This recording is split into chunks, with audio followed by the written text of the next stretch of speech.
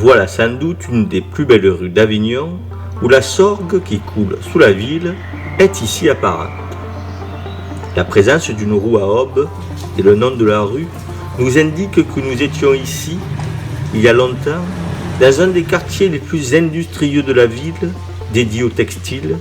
la grande affaire de l'industrie médiévale, et ce, jusqu'au milieu des années 70 du XXe siècle, qui sonnera le glas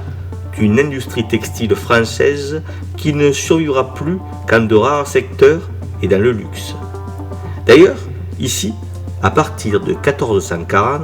on travaille la soie que l'on expédie pour une part dans le royaume de France grâce aux privilèges accordés par François Ier en 1535. Au milieu du XVIe siècle, on compte en Avignon 57 ateliers de soie, dont un bon nombre ici dans la rue des Teinturiers. Les ateliers se déployaient de chaque côté de la rue et c'est à une grande expertise qu'avaient recours les mouliniers pour transformer les fils grèges, bruts disons, en fils ouvrés,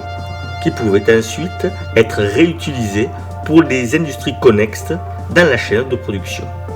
celles qui fabriquent les tissus de soie, quels qu'ils soient,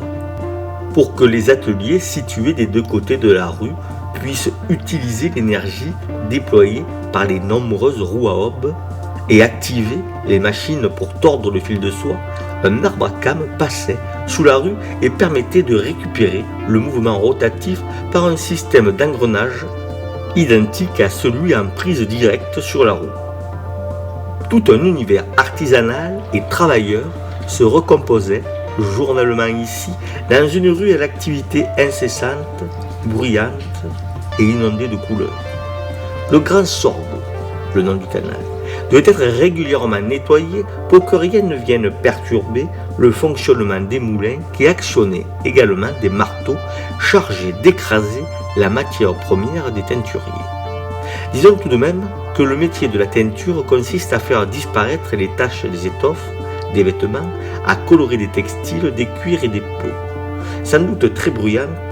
la rue des Teinturiers était un espace occupé par les machines, les roues à aubes, les engrenages, les marteaux, les roues des moulinages, au milieu desquels vivait tout un petit peuple d'artisans, de commerçants. Ici, l'on ne parlait pas,